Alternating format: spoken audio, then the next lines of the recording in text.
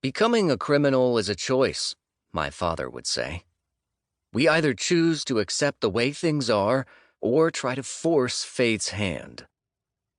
Father always spoke in such definitive terms. Shadows were dangerous. Edom was illegal, and liars were cowards. Well, then call me a coward, because some lies were necessary. Like the tiny detail of where I was working over the summer. What my father didn't know wouldn't hurt him. Before I left the house, I checked to see if my sister had once again snuck in via the lattice work outside her bedroom. "Seriously, Letta?" I groaned at her disappointingly empty room. Apparently, I wasn't the only Broduck keeping secrets. Over the last month, she'd been away more than she'd been home, and even Father was bound to notice her absence.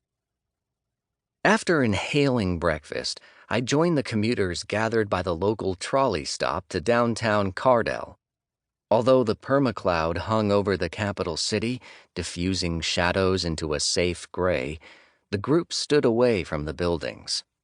Despite what Father said, shadows weren't inherently dangerous, but people instinctually shied away from what could linger within.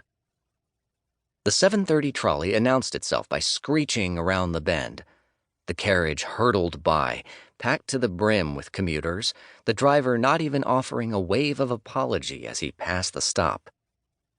It hadn't taken me long to learn the trolley never ran on schedule, and I had to be 30 minutes early to arrive at work on time. Last week marked the start of my 3-month apprenticeship at Edom Legal Aid before commencing my final year at school. My mentor was none other than Raymond Toyer, the #1 public defender of Edom-based crimes, and an old friend of my father's. I needed Mr. Toyer's recommendation if I wanted to shorten the duration of my undergrad studies and apply to law school after 2 years instead of the usual 4. And, as my sister liked to remind me, patience wasn't one of my virtues. That wasn't entirely true. She said I possessed no virtues. I planned to eventually become a prosecutor for the Crown Court. The Crown Court was the highest court in the land and dealt with the most serious Edom crimes. But studying the other side of the law would be invaluable as a prosecutor, ensuring justice prevailed for victims and their families. Families like mine. As I glanced at my watch, something bright sparkled off the glass face. A spot of sunshine.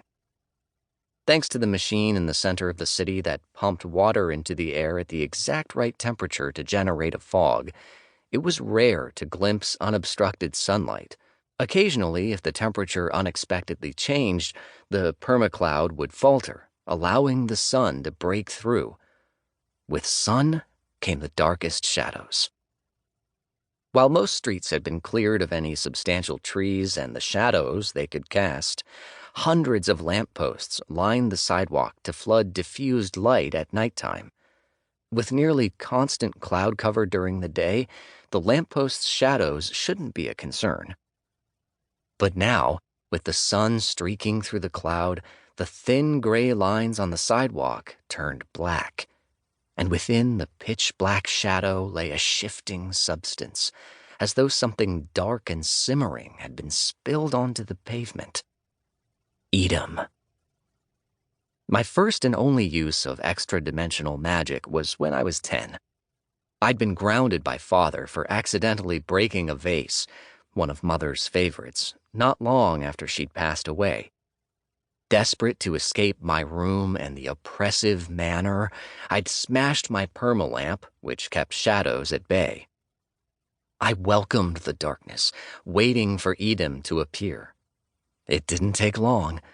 An obsidian shadow trailed up my hands and wound around my arms. "Free me," I'd commanded.